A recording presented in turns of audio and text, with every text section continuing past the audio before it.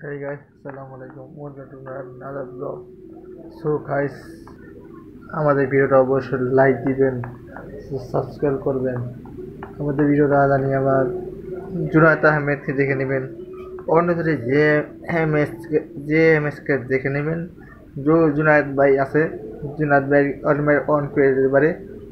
আহমেদের ভাইয়ের on on কি অন কি এই ভিডিওটা জানি সাবস্ক্রাইব করবেন, লাইক করেন, আমরা সবাই জানি দেখি।